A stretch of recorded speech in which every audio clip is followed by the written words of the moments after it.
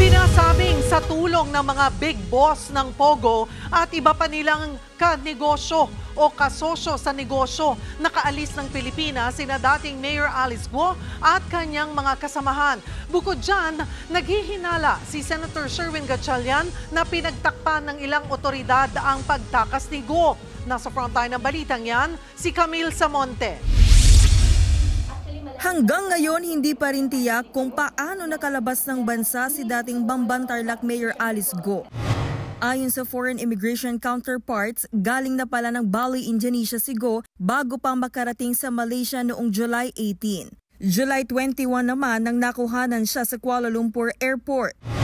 Nung araw na yun, papunta na si Guo sa Singapore. Halos isang buwan sa Singapore si Guo na sinasabing nakipagkita pa raw sa kanyang mga magulang at kapatid. Mula Singapore, tumawid pa Batam, Indonesia si Guo sakay ng ferry noong Linggo.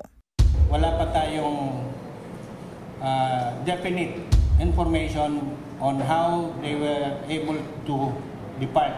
We are backtracking yung pinagdaanan nila going outside. 1 month na hindi mo alam, nakaalis na pala yung tao. May nagsabi rin sa akin na alam na ito ng BI. Almost 2 weeks before itong August. I don't think it will take 2 weeks to validate. Importante, mabilis yung action. No? Bakit itinago yung information sa amin? Tinago yung information na yan sa publiko. Ayon sa Presidential Anti-Organized Crime Commission o PAOK, mga Pogo Big Boss at iba pang business partners ang tumulong umano para makapuslit si Guo at kanyang mga kasama palabas ng Pilipinas. Yan ay sina Zhang Ji at Warren Wu. Si Ji ang presidente habang si Warren Wu naman ang finance officer ng Lucky South 99, ang niraid na Pogo Hub sa Porac, Pampanga. Sila raw ang nagbondo at nag-asikaso para magpalipat-lipat ng bansa ang grupo ni Guo. Siya ang nag-book ng mga hotel doon sa Harris Hotel Batam for Sheila Guo, for Alice Guo, for Wesley Guo, and Catherine Cassandra Leong. So siya talagang tumutulong. Also, Duarren Wu, the finance officer, the operations officer of Lucky South 99, is also assisting them. Kasama rin daw sa tumulong ang business partners ng dating alkalde na sina Zhang Luijin at Bao Yingli na mga incorporators ng Bao Food Development, ang kumpanyang may-ari naman ng niraid na Pogo Hub sa Bamban Tarlac. Kasama rin ang dalawa sa qualified human trafficking complaint at sangkot din sa money laundering case sa Singapore.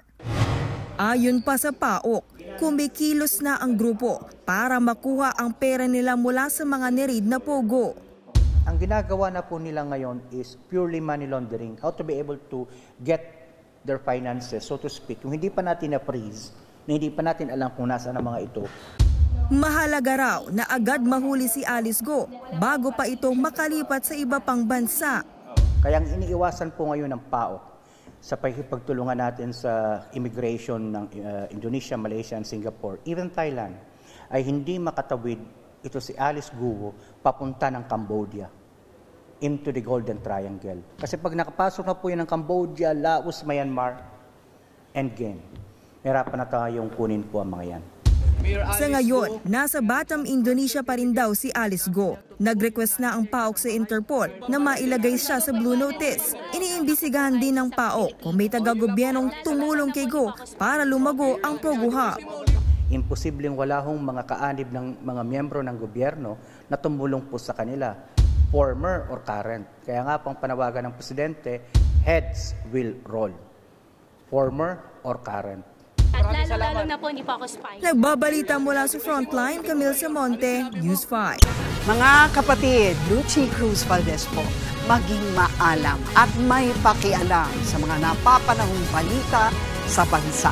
Tumutok at mag-subscribe sa News 5 social media pages.